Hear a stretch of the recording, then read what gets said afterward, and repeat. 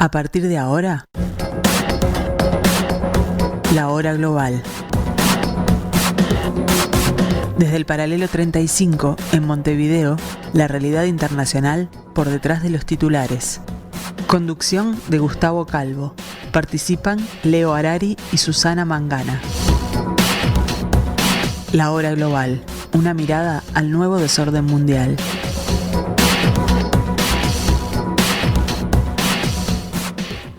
Muy buenas tardes amigos, bienvenidos al 1170M de vuestro dial, bienvenidos a este espacio en la tarde de Radio Mundo, en la programación de Radio Mundo que hemos dado en llamar La Hora Global.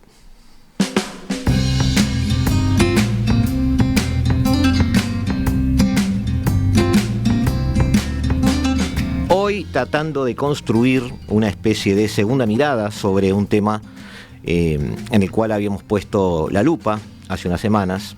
Habíamos hablado en aquel momento del efecto Milei y de las posibles nuevas derechas en Latinoamérica.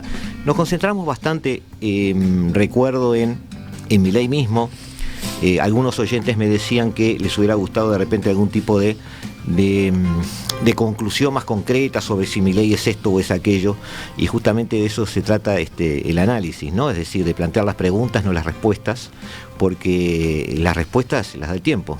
Los que estamos relacionados con relaciones internacionales ya aprendimos a golpes que eso es así. En el caso de Milei planteamos en aquel momento cuáles eran sus perfiles, parecían ser sus etapas en el camino hacia el poder, que es lo que él está pretendiendo, y las posibilidades que entendíamos que podría tener o no. Hoy vamos a hacer algún comentario sobre Milei, porque estamos muy cerca, estamos a pocos días ya de las elecciones internas en Argentina, las PASO, que desde el punto de vista del partido de Milei no van a aportar definiciones, pero sí van a dar muchas pistas, muchas luces amarillas, rojas o verdes sobre el comportamiento de Milei en la cancha, digamos. Porque en la medida de que veamos mucha respuesta popular o no, podremos sospechar qué puede ser en concreto este fenómeno. Sí es cierto que nos va a entretener muchísimo las internas en el partido de la oposición o en el sector de la oposición, donde se va a encargar de tomar todos los titulares. Ahora, en el programa de hoy, amigos, queremos más centrarnos en la posibilidad o no de que exista una nueva derecha latinoamericana. Nos vienen muy bien las elecciones españolas que tuvieron lugar el 23 de julio, porque la verdad es que nos da un entorno lindo de analizar, nos da un entorno lindo como para ver, nos provoca algunos temas. Referente a las nuevas derechas en sí, yo me tomé algunas anotaciones que quiero compartir con ustedes. Yo ya había leído alguna cosa en algún momento, pero estoy recordando que ya en el 2014 Cristóbal Rovira Calvácer, sí, está bien, lo dije bien, profesor titular de la Universidad Diego Portales de Chile, advertía que si bien desde la llegada al poder del venezolano Hugo Chávez en el 98 se han ido expandiendo los gobiernos de izquierda a lo largo y ancho de América, y esto propició un amplio debate en torno a la existencia de distintos tipos de izquierdas o centroizquierdas en su momento, se solía olvidar la situación de la derecha. Lo cual es problemático porque el hecho de que una mayoría de las naciones latinoamericanas sean gobernadas actualmente por líderes y partidos políticos de izquierda, decía Calvácer, no implica que la derecha sea insignificante en términos electorales. Incluso su financiación de sectores políticos y el lobby activo que suelen esgrimir es útil tanto para llevar adelante políticas determinadas y no olvidemos que también para bloquear aquellas otras que no entienden positivas. La ola rosa, más allá de su cariz económico, rompiendo el consenso con el consenso de Washington de los 90, implicaba una elección del color, diferente del rojo, que describía un perfil más bien socialista moderado. En el 2005, las 3/4 de las 360 millones de sudamericanos vivía bajo líderes de izquierda.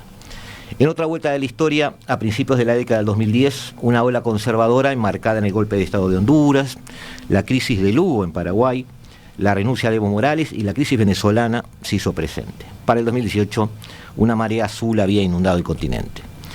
Pero Pedro Castillo en Perú, Gabriel Boric en Chile, Gustavo Petro en Colombia y Lula da Silva en Brasil, y sus triunfos electorales, que analizaremos también, pusieron de nuevo en el escaparate una posible y discutible nueva marea rosa. Nuevamente deberíamos en paralelo recalar en la derecha, por dos razones fundamentales. el espinoso camino de esos líderes de izquierda, que habla de mucha fragilidad a esta altura en el poder, y por otro lado el avance visible de la derecha en Europa, lo que puede hacernos recapacitar sobre tendencias globales en este tormentoso tiempo. Además, recordemos que Argentina, Ecuador y México asoman en el horizonte al final de sus periodos de gobierno, aumentando nuestras dudas al respecto. Hoy recibimos a Gonzalo Puig Lombardi, investigador y docente de Facultad de Ciencias Sociales en Ludelar. Bienvenido, Gonzalo, otra vez. Contigo iniciamos el camino de este análisis. Sí, gracias Gustavo por la invitación. Quería mandar un saludo a un fan tuyo que te escucha siempre, Gastón Singia. Me estás haciendo poner medio colorado. Sí, nos escucha siempre. Estos programas te escucha a vos. Tienen una intención de aportar, y eso de los fans, viste que es una cosa... Ese fan. Está bien. Los uruguayos no llevamos en la además nos conocen, somos amigos nosotros. Es un amigo aprovechamos. Tuyo, pero te escucha vos. Digámoslo como es. Ahí a mí de politóloga también. Valeria Bonomi, bienvenida, licenciada en Ciencias Políticas, estudiante de la maestría en Políticas Públicas, ambas en la Facultad de Ciencias Sociales en Ludelar. Bienvenida al estudio de Radio Mundo, a este espacio de interpretar este nuevo desorden mundial, como decimos aquí en La Hora Global. ¿Todo bien? Todo bien, muchas gracias por la invitación. No, por favor. Primera pregunta, vamos a tratar de bajar un poco a tierra algún concepto, porque a veces damos por hecho cosas que el oyente tiene todo el derecho de discutir. Yo notaba acá, porque me había llegado en un momento una invitación para algún Zoom, José Antonio Zarabuja, director de la Fundación Carolina, usted lo conoce, gran teórico además, y generador de doctrina, ha publicado en estas semanas en la revista Le Grand Continent, en París, un artículo que se llama La Vía Latinoamericana de Europa. El texto se marcó en realidad en la cumbre que tuvo lugar el 17 y el 18 de julio en Bruselas entre la Unión Europea y la CELAC. Luego de 8 años de paréntesis en las relaciones birregionales, aborda retos de futuro que tienen por delante ambas regiones, etcétera, etcétera, etcétera. Dice Zarabuja, esta asociación puede ser útil para fortalecer la democracia y las sociedades abiertas en determinado momento. En un momento, además, dice él, de gran desconfianza ciudadana y ascenso de fuerzas liberales autoritarias y de extrema derecha. Entonces, como a mí me gusta ser muy provocador, y Gonzalo lo sabe, definimos izquierda y derecha de esa manera. Como analistas o estudiosos, ¿podemos manejar el concepto de derecha como algo malo? Es decir, debemos ponernos a cubierto porque viene la derecha. ¿Por qué? ¿O hay muchas derechas? ¿Quién de los dos se anima? ¿Gonza? No, yo le iba a dejar a Vale empezar. Bueno, ¿querés arrancar, Vale? Y bueno, ningún problema, dale. Vale. Sí, existen izquierdas y derechas, los ejes, hay toda una discusión, ¿no?, de que estamos ante el fin de las ideologías y demás. Los ejes, izquierda y derecha, siguen siendo categorías analíticas de suma utilidad. Eso me parece que no es un debate que esté para saldarse. Y después, bueno, hubo un momento en esta ola rosada que comentabas hoy, que había como cierta dificultad, sobre todo en las derechas, asumirse de derecha. Yo creo que eso también está superándose de algún modo, ¿no? Como hoy no es tan brumoso decir, bueno, sí, soy de derecha, o mis opciones son estas. Tampoco son opciones políticas con ciertas características que sí tienen cierto cuco, pero son opciones políticas que están arriba de la mesa. Entonces, bueno, pensémosla. Ahí está. ¿Pero tú ves solo esos cucos en la derecha? No, también se plantean desde las izquierdas, ¿no? Incluso es parte del debate que dan las derechas de decir, bueno, hay que terminar con el comunismo y con toda una discursividad de la batalla cultural y demás, diciendo esto es malo. No es, pero creo que es también, o sea, que va por una cuestión discursiva, ¿no? De definir un enemigo. Exacto. De un lado y de otro. Te entiendo. O sea, otra vez volvemos a cierta conclusión de análisis internacional en el sentido de que lo bueno y lo malo está fuera del debate. Es decir, debemos interpretar las cosas como son, o como suceden, o como pensamos que sucedan. Lo bueno y lo malo lo dejamos para los políticos. Es cierto que esa distinción izquierda-derecha sigue siendo útil en el análisis, pero sobre todo, vale, porque me parece que los propios políticos la alimentan. Y el discurso que llega a la gente siempre va por ahí. No sé si te estoy entendiendo bien. No, te quiero decir, si el político esgrime eso como arma, y el discurso tiene ese tiñe de basarse en ideología, es justo pensar que entonces el único mensaje que está llegando a la gente siempre está basado en un color u otro. No necesariamente. No, me parece que esta discusión que está en la vuelta como del fin de las ideologías, quizás va en otra dirección, ¿no? Es decir, discutimos otras cosas.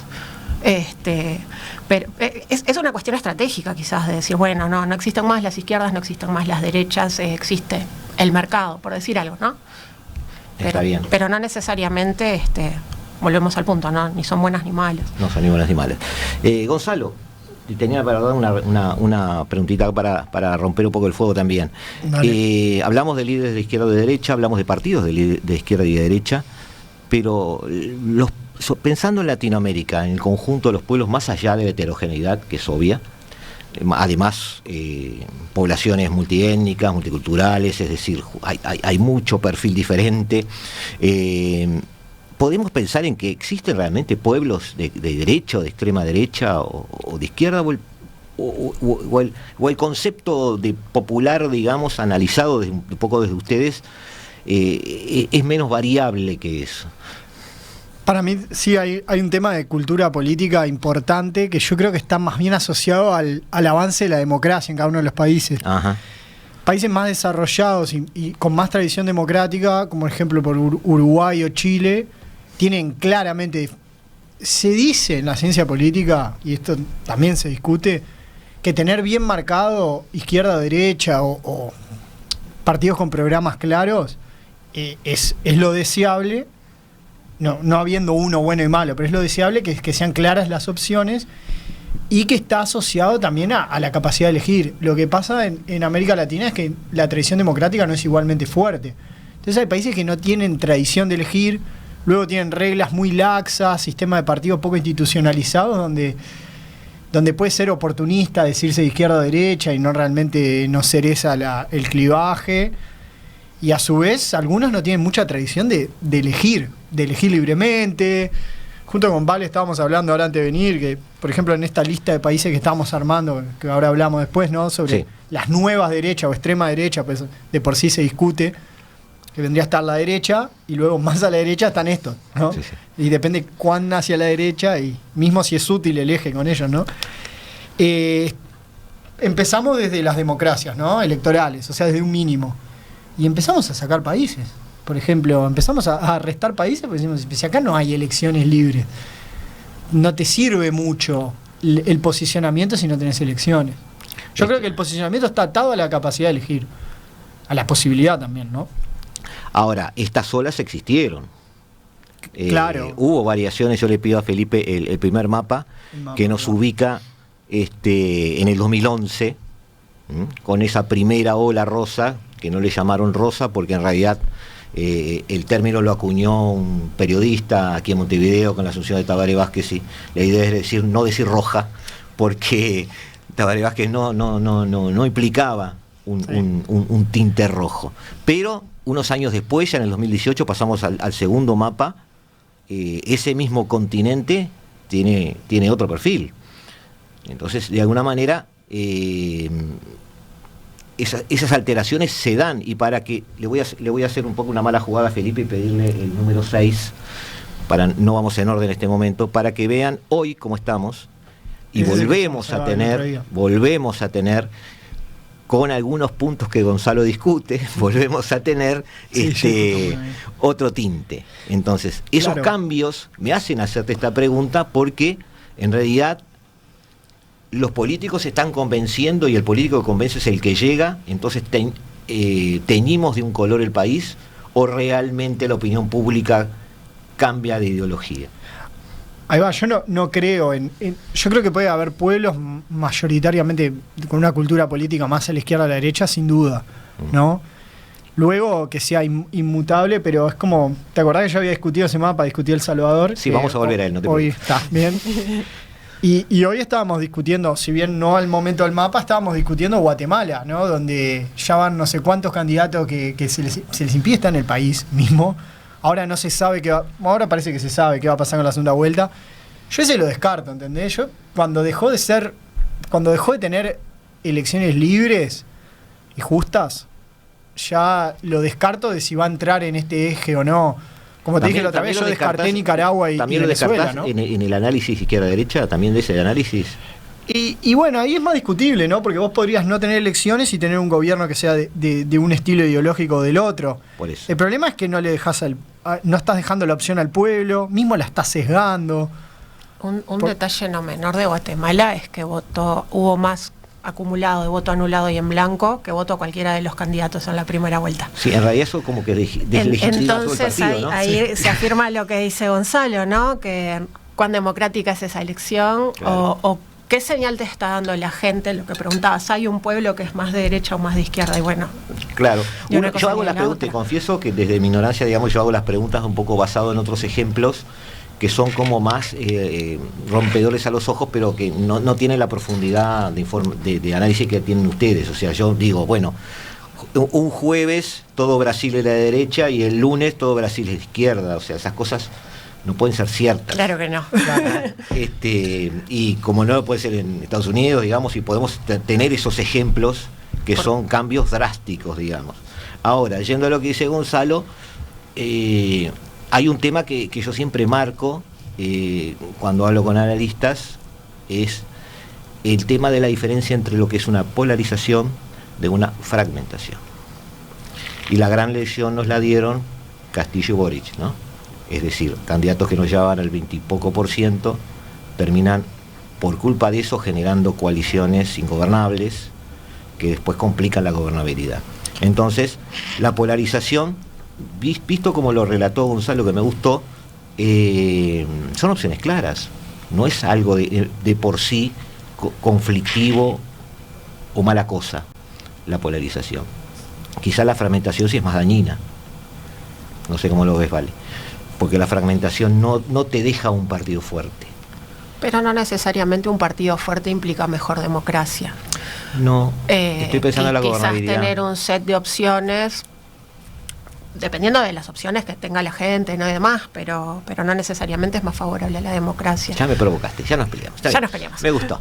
Amigos, vamos a una pequeña tanda de 2 minutos, volvemos aquí en un ratito. No se vayan, nosotros seguimos acá, seguimos en el 1170M de Radio Mundo, en La Hora Global. Estás escuchando La Hora Global, una mirada al nuevo desorden mundial. Seguimos, amigos, en el 1170M de vuestro dial, seguimos en la tarde de Radio Mundo, seguimos en La Hora Global.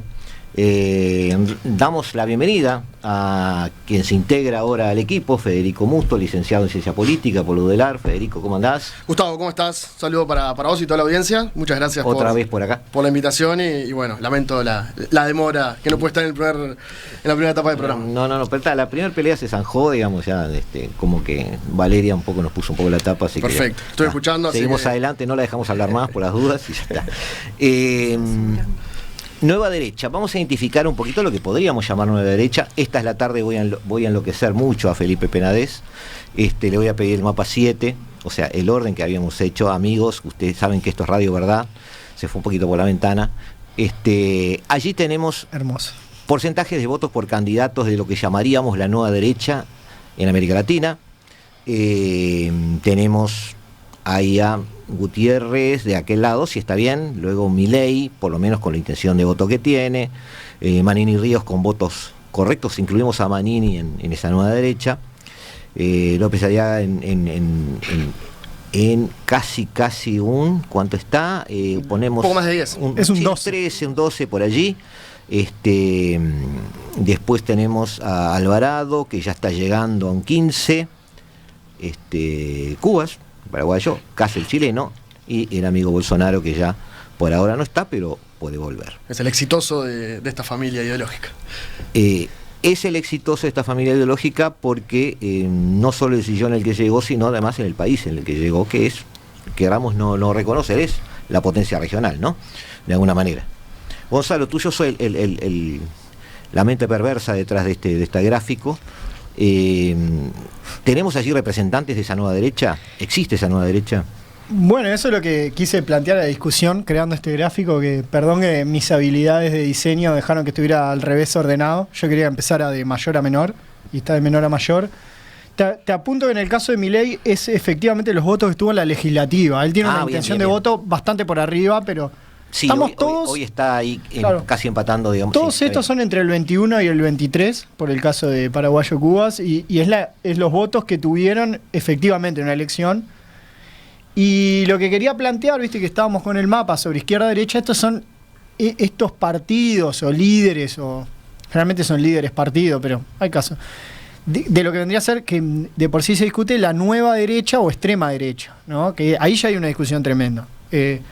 Si son nuevas derechas radicales o extrema derecha, hay un montón de conceptualizaciones. Lo que acá yo puse fue efectivamente cuántos votos tienen, venían a ser el mínimo. Luego podríamos discutir si ellos lo son y quitar alguno, pero no podríamos agregar alguno, ¿entendés? No. Sí, seguimos manejando el clivaje izquierda-derecha en base a la identificación de la derecha con el concepto de orden, con el concepto de liberalidad económica, con el concepto de... Bueno, acá se complica eso, ¿sabes? Ahí porque con el concepto Por eso de te lo orden, decía, me gusta de orden y complicar. conservadurismo, sí, sin duda. Pero estos que pusimos, y yo le dejo ahora que discutan entre Vale y Fe también, que me discutan, entre sí, tienen posiciones muy distintas con respecto al mercado. O sea, una es la posición de Milei y Kast, y muy distinta, por ejemplo, sería la posición de Cabildo Abierto, que es discutible si entra acá. Cabildo Abierto parecería tener los mínimos, pero es distinto a los demás, ¿no? Y bueno, Bolsonaro no también pone discusiones, es el más exitoso, como vimos. Después vendría Kast. Pero en cuanto a conservadurismo social, están todos de acuerdo, ¿no? Sí. Que ciertos derechos no van, que no existen, de hecho. Pero en cuanto al mercado se discute. Ellos no tienen una posición. No es como lo que vimos antes de la izquierda-derecha, el mapa anterior, que sabemos que uno tiene una posición más Estado y la otra más mercado. Claro. Estos, a su vez, difieren en cuanto a mercado y cuanto a Estado. No difieren, por ejemplo, en que hay que volver el orden a la sociedad. Bueno, los eslóganes que todos conocemos, eslogan de mayor... Sí, la molestia para la nueva agenda de derechos, digamos, Sí, o sea, ese tipo de... Después algunos no creen en el cambio climático, otros sí. Creo que la mayoría no, pero ahí se abre todo un paraguas que hay que conocer también el caso de los países. Federico, ¿estás de acuerdo con que estos pueden ser catalogados de derecha? Bueno, yo creo que hay una cuestión teórica cuando se está trabajando con estos nuevos conceptos, con estas nuevas categorías, que es justamente la definición. ¿Qué es una extrema derecha? ¿Qué es una derecha radical? ¿Qué es un neofascismo? ¿Qué es un posfascismo? Hay muchas categorías que pueden incluir a estos líderes, a estos partidos, y América Latina, especialmente por su heterogeneidad, plantea esas dificultades. Entonces, bueno, yo creo que estos que eligió Gonzalo entran dentro de una nueva derecha, como en inglés se le dice la alt-right, o sea, la derecha alternativa, si se quiere, que es otra categoría más en sí misma, pero como se dice en el lenguaje popular, cuando se ingresa a trabajar con estos conceptos, se ingresa en un berenjenal. Y hay un problema importante para clasificar a cada uno. Hoy, cuando venía escuchando el programa, nombraste a Sanaúja, sí, que con Camilo López, que es un investigador uruguayo, sí, por lo menos... Sí, López Burián, por lo menos en lo que he leído, tienen como una conceptualización de estas derechas, que a mí es el paraguas que más me gusta y que tiene como más, que es más abarcativo, más parsimonioso, y que incluyen el trade-off entre lo global y lo nacional. Casi todos estos líderes son antiglobalistas. Que son, como decía Gonzalo, descreen del cambio climático, pero también descreen de la Agenda 2030 y de todos los derechos y las acciones estatales asociadas a esa agenda. Creo que también es un mojón para poner y dialogar cuando hablamos de estas nuevas derechas. ¿Tú lo ves así también, Valeria? Sí, bastante.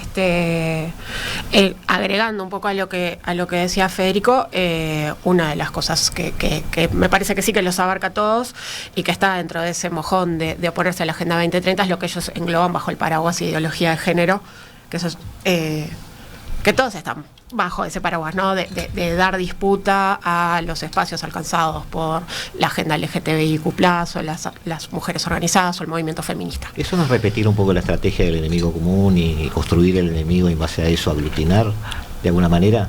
en el terreno ideológico. Puede ser un poco, sí. Lo que sí se hace desde estos partidos, estos líderes, es de algún modo, hay una lectura súper interesante que hace Homero, es que buscan como su set de públicos objetivos y básicamente es la masculinidad cansada de ceder espacios, de tener que victimizarse, de tener que, ¿no? Como que están en ese lugar.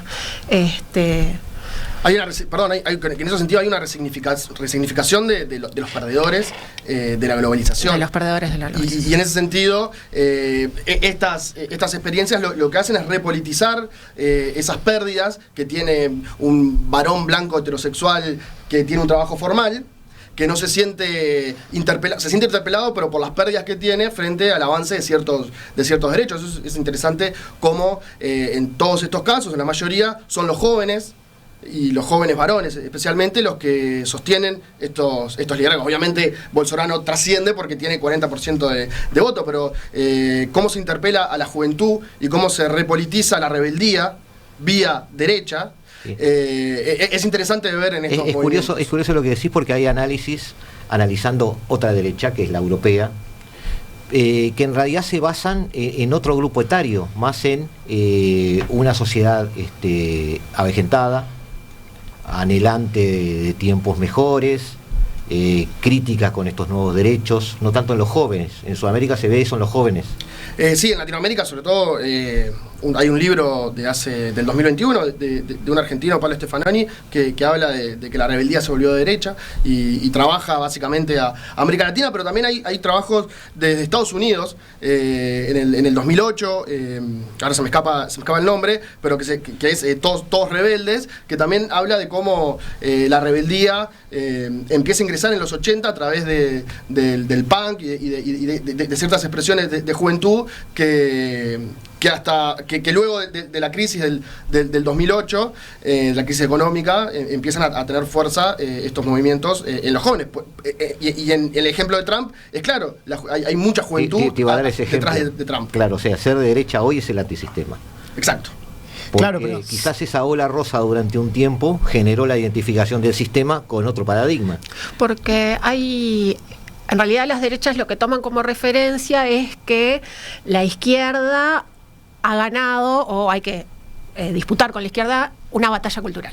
Uh-huh. Y desde ahí pararse, ¿no? Como la cuestión de la corrección política, de que ya no se puede hacer determinados chistes, de que siempre que digo algo ofendo a alguien. Para estos nuevos liderazgos de derecha eso los pone en una posición incómoda, y bueno, rompamos con todo eso y rebelémonos contra todo eso. Desde ahí cuidado que ser de estos partidos, de la alt-right, nueva derecha, extrema derecha, como sea, eso vendría a ser rebelde. Claro. De hecho, ellos yo estoy de acuerdo con Fede y Vale, sin duda el antiglobalismo es creo que lo que aglutina todos los casos, también estar en contra de la ideología de género, que son ellos mismos que le llaman así, además. Eso tienen en común. Luego, como yo decía, tenían matices en otro lado. A su vez, todos tienen un discurso anti-élites, ¿viste? Anti-élites tradicionales, donde se incluyen los partidos de derecha tradicional. Anti-establishment, seguro. Claro, o sea... La reconfiguración del Partido Republicano en Estados Unidos con esta lógica es clara. Exactamente. El propio Trump es un anti-establishment. Claro, él hizo un anti-establishment adentro del establishment. Claro, la gente del sistema a veces no entiende que para el norteamericano el establishment es el que vive en Washington, el político tradicional, y para esa sociedad política Trump es un outsider. No es un outsider del poder, pero es un outsider para esa colectividad política. Exactamente, estos tienen en común todos en un mayor o menor medida outsider, sin duda el antiglobalismo, pero todos van contra los partidos tradicionales. Ahora, es evidente que ellos se posicionan más distantes, y por eso el eje izquierda-derecha todavía sirve. Pero te dicen, vos hablas del caso de España, por ejemplo, es muy bueno el caso de España, pero también es precursor. Te dicen, no, ser del PP no es ser rebelde, ¿no? Tenés que ser de Vox. Claro. Pero ser del PP está un poco mejor que ser del PSOE, te van a decir. Y ni hablar de Podemos, Unidas Podemos, o como ahora Sumar, eso es. Entonces, son un anti-establishment también que siempre es discutible, ¿no? No es muy sólido. Y después ese discurso anti-establishment también tiene sus contradicciones. Por ejemplo, el caso de Milei, que lo vamos a dejar para más adelante, pero su construcción a nivel provincial ha sido a través del establishment provincial. Y tiene un vínculo negativo con el establishment, si se quiere, nacional o de Ciudad de Buenos Aires, de las cabezas de los partidos de Argentina. Todo bien. No hago señas para ti, no te preocupes. Te pido, Felipe, volver al mapa 6 porque nuestros amigos lo quieren discutir. Es para tratar de hacer un paneo. Vamos a hacer un poco rápido y después volver a él para poder meter una tanda en el medio. El mapa 6 hacía referencia a la situación del continente hoy. ¿Estoy bien en el número? Sí, está bien. Lo dejamos ahí puesto un ratito porque tenemos ahí, desde el sur al norte, Argentina, Chile, Bolivia, Perú, Brasil, Colombia, a la excepción de Ecuador con Lazo, categorizados como de izquierda. Venezuela, que estoy un poquito con Gonzalo allí, no me animo ni a clasificarla. Y luego, bueno, Honduras, también Nicaragua. Está en una situación de Venezuela donde está difumándose el aspecto ideológico ya en la cotidianidad política del país. Guatemala todavía no sabemos lo que va a pasar, y México con un AMLO que está allí, todavía tiene un ratito, y luego veremos lo que pasa. Hay particularidades acá, Gonzalo, que no debiéramos calibrarlas en ninguno de los dos aspectos ideológicos. Sí, yo te decía... ¿Qué no te gusta? El que estábamos de acuerdo, el que estábamos hablando era el de Venezuela y Nicaragua. Pero, claro, también, si uno lo mira, recién hablamos de las nuevas derechas como antiglobalistas, ¿no? Pasamos como un plano internacional, ¿dónde están las alianzas? Bueno, sí, Venezuela está más cercano a los de izquierda, a los de la izquierda, una izquierda más socialdemócrata, sí. Felicita a ese país, Maduro por Twitter, si ganan. En algunos se dice que hay lazos, por ejemplo en el caso de Colombia o Bolivia. Chile es el que hoy en día se estaría de la izquierda abriendo, distanciándose de Venezuela. Pero yo lo discutiría. Ya sabés que yo discuto El Salvador ahí, pero por el discurso anti-establishment marcado. Y que bueno, no también claro. Pienso yo, ¿no? Disculpes por el atrevimiento, digo, pero en el caso de El Salvador también el problema es la conducta de Bukele. Es decir, lo que hace Bukele lo distancia de las ideologías. Claro, lo que pasa... Porque lo hace salir de las clasificaciones y de los etiquetados. Lo que está bueno de antiglobalista es un buen criterio para definir a las nuevas derechas, pero no tanto para definir el eje izquierda-derecha. Por ejemplo, Nicaragua y Venezuela hoy son antiglobalistas porque la globalización les está, cerrando las puertas. Pero no sé si es... Como no es un discurso electoral... Vamos a ir y nos vamos a ir de la ONU, cosas de esa, como podría tener una alt-right más tradicional, la alt-right de la que estamos hablando. Ellos ya son antiglobalistas de entrada, independiente de lo que la globalización haga con ellos. Claro, eso no te hace dividir un poco las aguas, porque hoy decías, la discusión izquierda-derecha sigue siendo válida, porque tienen algunas características. Sí. Todo lo que ustedes tres dijeron, yo lo interpreté hacia adentro de los países, pero cuando estoy mirando hacia afuera, en el momento en que estamos viviendo, donde lo importante para algunos países, y quizás su supervivencia no es ser de izquierda o de derecha, sino pertenecer a un club u otro. Bueno, ahí está claro. Pero es un poco lo que acabas de decir con Maduro. O sea, ¿Maduro realmente ya sigue siendo de izquierda o está siendo fiel a lazos históricos que son los que lo soportan en el poder, más allá de la ideología? Yo no creo que Maduro lea a Marx todos los días. O sea, alguna vez lo leyó.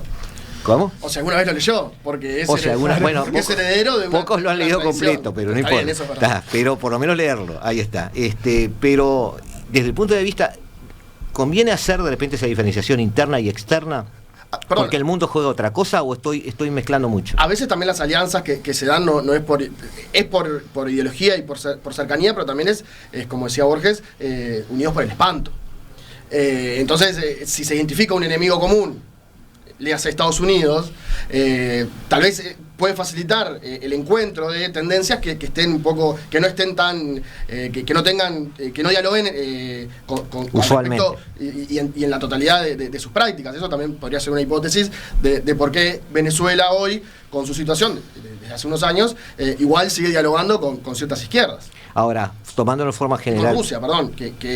Claro, bueno, es la gran explicación del eje Moscú-Beijing, es decir, no es que sean compatibles, nunca lo fueron, pero con la construcción de la otredad tenemos de seguro un siglo más de acuerdos, ¿verdad? De aquí para adelante. Ahora no, Fede, quería ir a otra cosa. Esa visión internacional entonces es enfrentarse a esa realidad internacional que hoy nos da muchas señales contradictorias. ¿Hace a los líderes despegarse del tema derecha o izquierda o siguen viendo el mundo desde su izquierda a derecha? ¿Cómo lo ves vos? Y bueno, yo creo que hay maneras de integrarse en lo internacional que hay ideología. Claro. O sea, que en ese sentido no necesariamente hay que despegarse. Por eso sí, el eje izquierda-derecha puede ordenar al mundo, pero no el eje globalista-antiglobalista. Por eso es bueno cruzar los dos ejes y podemos tener una izquierda antiglobalista y una derecha antiglobalista que incluso pueden dialogar en ese sentido. Pero yo creo que, y no siendo un especialista en relaciones internacionales, la posibilidad de estar en el mundo también se puede ver con el eje izquierda y derecha. Claro, pero también puede diferenciar distintas derechas o distintas izquierdas. Duda, estoy pensando en la discusión de Lula y Boric con respecto a el relato o no de Venezuela. Y bueno, ahí hubo no sé si una intención, pero el efecto fue ese de Boric de generar una visión de más de un tipo de izquierda. Había dos izquierdas ahí. Sin duda. Estoy hablando sobre la postura a nivel internacional, no hacia el interno. Y en ese mapa que está pintado todo de rojo, yo quería, me sacaste la idea de la cabeza. Algo. No, pero no necesariamente, pero sí con matices. Tal vez hay como un rojos que son hegemónicos, homogéneos, perdón. Y hay rosados. Y tal vez, claro, otra vez hay diferencia a la interna de estas izquierdas actuales, claro, en Latinoamérica. Por eso yo hoy creo que no sé si existe una marea rosa, si bien está todo pintado de rojo. No sé si se puede comparar a la marea rosa de principio del siglo XXI. Y cuando sea azul, ya tomando tu idea, el próximo mapa lo hacemos azules y celestes. Claro, pero el azul va a tener matices enormes. No es lo mismo también Bolsonaro. No es lo mismo Bolsonaro que la calle Pou. Ni ahí. Sin duda. No es lo mismo Cast que Rodríguez Larreta. Claro, ahí va. Está bien. Vamos entonces a algunos candidatos después de la tanda, con una preguntita que les dejo antes de irnos a la tanda, si la elaboran un poco. Volviendo a Trump, yo siempre dije una frase en el sentido de que a mí no me parecía, es una frase, una tontería digo, pero me sirvió en algún momento para ganar más de una discusión. A mí no me parecía que Trump se subía a un cajoncito y convencía a todo el mundo. Él era un reflejo de algo que estaba sucediendo. Entonces, la antiglobalización también puede tener su anclaje en realidades que está provocando la globalización. Entonces, tampoco tenemos que pensar que es como podríamos decir, una arquitectura ideológica ser antiglobalista. Puede tener anclajes en la realidad y eso puede definir votos también. Entonces ya ese líder no parece tan manipulador, sino para muchos es alguien que me está diciendo la verdad, mientras otros me pueden mentir. Todas esas cosas son de análisis mucho más profundos y más largos y para más programas, así que están invitados, pero vamos a tratar de surfearlo un poquito después de la tanda, ahí sí nos vamos de repente a analizar CATS o los números de CATS y estacionar un poco en Milei porque merece la atención a pocos días de las PASO. Amigos, seguimos aquí en el 1170M de vuestro dial, nos vemos en unos minutitos, ya volvemos.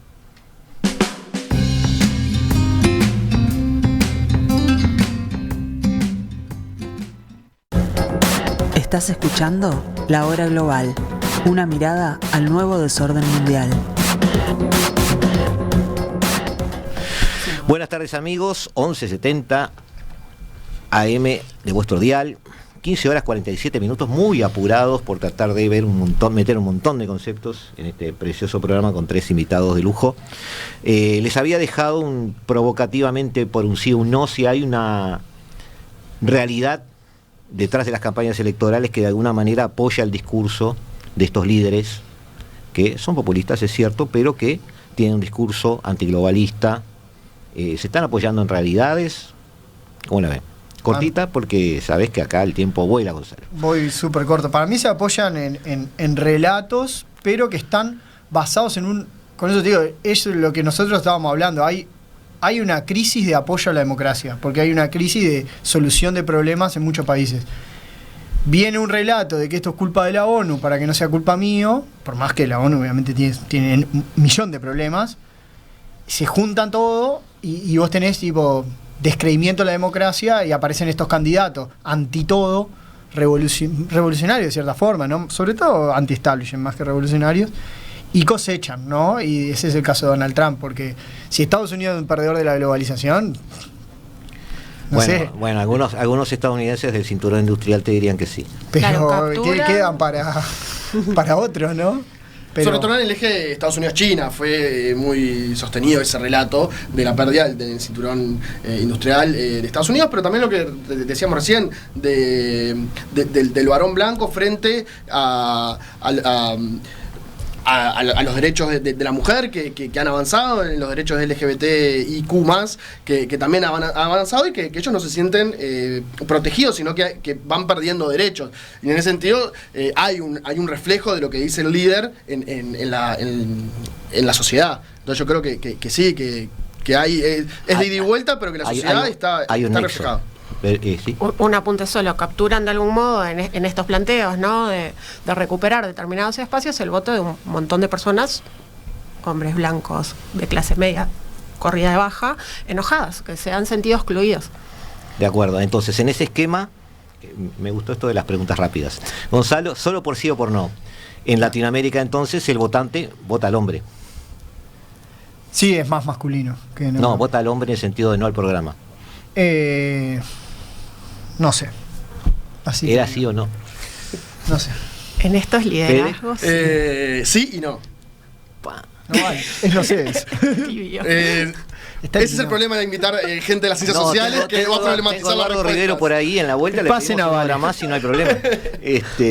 No, sin duda que hay estudios de que el liderazgo importa y que no es lo mismo Milei que Marra, que es el candidato a jefe de gobierno por Milei. No es lo mismo. El líder importa y Milei puede tramitar esa disconformidad por su característica y por su impronta. Me refería a que el voto no es tan dogmatizado. Pero igual sin duda se siente un reflejo de ese sentimiento, por ejemplo, anticasta, que lo vehiculiza Milei, pero que está en la sociedad. Por eso decía sí y no. En realidad importan los dos. Valeria, mis esperanzas en ti por un sí y un no. Estoy con Fede en realidad en esta respuesta. Hay un trade-off entre lo ideológico y el liderazgo, sin duda. El liderazgo importa. En esto el liderazgo importa. Nos vamos con Felipe al mapa 3, a la gráfica 3, donde vamos a ver los números, en este caso de Cast por región, en Chile. Ese me quedó fea por los José tildes. Antonio Cast, no estamos hablando del líder de la derecha chilena, en un escenario también polarizado, otro líder que nos sube el 20 y poco %, fragmentizado, no polarizado, que no sube el 20 y poco %, casi los mismos votos en la primera vuelta que el propio Boric, y que hoy está empoderado en el sentido de que, bueno, todo el proceso de reforma constitucional le está dando la manija política de ese mismo proceso, aunque sigue siendo, no es la primera fuerza en el Parlamento, no es dentro de la derecha la que tiene más parlamentarios, pero claro, ahora con este comportamiento ha aglutinado bajo su paraguas, digamos, a todos los derechistas, los nuevos, los viejos y los intermedios, digámoslo así. Ahora, ¿qué nos quisiste decir con esto, Gonzalo? Es decir, ¿lo ves a él triunfador en todo Chile? No, mira, sí, gana en casi todas las regiones. Ninguna tiene el 50, ¿no? Es el más votado. Te lo pasé, no me quedó muy lindo, te lo pasé para que lo compares con el de Milei, así bien rápido, para que lo que ya adelantó Fede, Milei y lo que vendría a ser en el caso de Chile son regiones, en Argentina son provincias. Lo comparamos con el mapa 4. Claro, comparalo con ese y vas a ver. Milei en las provincias no es anticasta, se asocia a la casta y le va muy mal. En la línea es el 15. Cast estaba arriba del 15 en todas. Sí. Milei pasa al 15, toca el 15 en una nada más. En algunas no tiene ni se presenta. Falta la grande, ¿no? Falta Provincia de Buenos Aires y la Ciudad Autónoma, ¿no? Y en La Rioja, que es el que tiene más, el candidato era el sobrino de Carlos Saúl Menem. Super casta. Bueno, y en Tucumán, sin duda, que es super casta, porque es el hijo del gobernador de facto de Tucumán. Que estuvo procesado por delitos de lesa humanidad. Igual sería bueno también ver en Chile hoy Kast con el resultado de la constituyente. Sí, ese no lo tenemos. No lo tenemos. Nos vamos al gráfico 5, donde tenemos a los países, nos queda un poco lejos, pero lo relatamos para los amigos. Están pintaditos de verde o rojo. ¿Qué estamos diciendo aquí? Que es falso o verdadero, ¿qué, Gonzalo? Que tengan nuevas extrema derecha. Usé el rojo para... ¿Argentina no tiene una nueva extrema derecha? Tiene, los rojos son los que los tienen. rojos son los que tienen, perfecto. Quería interpretar el... Contraintuitivo. Le puse el rojo para provocar. Está bien, un debate daltónico va a ser. Y después, sí, Brasil tiene, todos Chile pueden tener, tiene, ¿no? ¿Quiénes no tienen? Tenemos a Bolivia. Bolivia se está debatiendo hoy entre dos izquierdas, es la verdad, en base a un liderazgo y un gobernante, podríamos llamarle normal, en el sentido republicano o democrático, digamos, no tan personalista. El Salvador no tiene, según tú, una nueva derecha, porque esto no es derecha. Exactamente. ¿Tampoco es izquierda, Gonzalo? Mirá, está más cerca de la izquierda. Con eso te voy a decir todo y es muy polémico. Es el dato polémico de la tarde. Habría que cerrar el programa ya después de eso. Cerramos, después tenemos Honduras, México, que no tiene una nueva derecha, no hay alternativa a AMLO por ahora. El Salvador está más cerca de que no es una democracia, ¿no? O sea, vamos a decir las cosas pero como de son. acuerdo, pero puede haber no democracias de izquierda, lo preguntamos hoy, puede haber no democracias de izquierda y no democracias de ahí derecha. ya nos genera todo ese debate, ¿no? En realidad ahí hay un problema con el eje, que el verdadero falso no debería estar presentado así. Yo quería solo los colores. De acuerdo. Pero El Salvador tiene hoy el tema de si es democracia o no. Ya la mayoría, ellos dicen que sí, ¿no? Resumimos entonces el continente. ¿Hay una nueva derecha? Sí, acá ¿Sí? puedo decir sí. ¿Sí? Yo ahí polemizo un poco con Uruguay. Yo no estoy tan seguro de que tengamos una nueva derecha. Yo sé que es una posición que me enfrenta a mis colegas y amigos que están del otro lado de la mesa, pero yo todavía no podría asegurar, no me queda claro, se me escapa conceptualmente y yo sé que es la hora global, pero que Manini y Ríos y que Cabildo Abierto sea un tipo ideal dentro de estas. Tiene rasgos, pero yo no sé, se me escapa. En Uruguay complica mucho ese análisis su propia historia, ¿no? Es decir, aquellos que son por su cariz, digamos, conservadores, muchos de ellos tienen una extracción bayista que desde el punto de vista económico está muy cercano a los conceptos de izquierda en algún momento. Entonces esas mezclas históricas a veces nos marean un poquito. Luego que se estudia, por supuesto, se llegan a conclusiones. Digo, estoy hablando de un primer acercamiento al tema.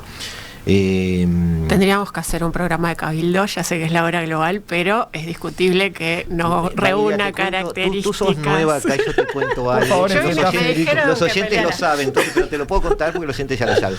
Yo me resisto a dos cosas. Primero, hacer programas sobre noticias. Me costó muchísimo hacer el primer programa sobre la guerra de Ucrania. Hablemos de 1000 cosas, pero no de la guerra de Ucrania. Porque el tema era tocar temas en profundidad, no lo que decían los periódicos. Y no he tocado nunca temas locales en lo posible. Porque la visión, mi experiencia es que, acercándome a las relaciones internacionales, me acerco a ver cómo funciona el mundo, en mi concepción. Obviamente cada uno lo tiñe, pero desde ahí también veo también al Uruguay desde otra óptica, no desde la óptica que lo vemos todos los días. Lo veo como un país más que lo analizo de otra manera. En la jungla global. Un país más en la jungla global. Es un país más en la jungla global. Vuelvo a Hobbes. Un país más en la jungla global. Ahora, pero vayamos a la pregunta para que no te me escapes. ¿Hay una nueva derecha? Para enfrentar en Latinoamérica, sí. ¿Y en Uruguay? No. La conducción a dos voces. Bueno. No. En Latinoamérica. En Latinoamérica sí. Sí, seguramente. Sí. Ahí está. Que tiene esas características que dijimos. ¿De acuerdo? Sin duda. El éxito no es otro tema. Totalmente. Ahí está. Ahora, como quedan pocos días y 1 minuto y pico, ¿cómo le va a Milei? No me la juego, no sé. No, porque les explico a los oyentes que no nos va la vida con lo de Milei. Pero realmente, realmente es muy provocador que el poder vive de esa manera para el análisis. No te jugás. No me juego. Sí, él define la elección, aunque sea por ausencia. Es probable. Gonzalo. Le va a ir mal, pero influye muchísimo en quién gana luego. Sí. Yo creo que con Gonzalo, que está un poco para mí está un poco sobreestimado en las encuestas, pero va a definir la elección presidencial dependiendo de quién gane en la interna de Juntos por el Cambio. Muy bien. Bueno, amigos, tenemos que agradecer a Fede, a Valeria y a Gonzalo que han estado con nosotros en este nuevo programa de La Hora Global. Y nos despedimos. Los dejamos como cada martes y cada jueves a las 15 horas. ¿Qué pasa, Oscar? Oscar está haciendo gestos. Él está triste porque se va el programa, pero ya viene otro, Oscar, porque ahora viene la mejor música del mundo, de mano de Eduardo Rivero, en esas 2 horas donde no envejecemos porque se hace tarde. Y nosotros, como cada martes y cada jueves a las 15 horas, aquí en el 1170M de vuestro dial, intentaremos interpretar este nuevo desorden mundial. Hasta siempre.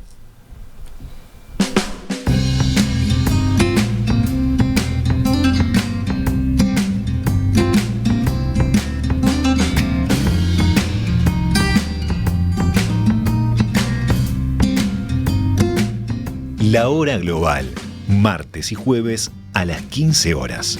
Repite a las 21 horas.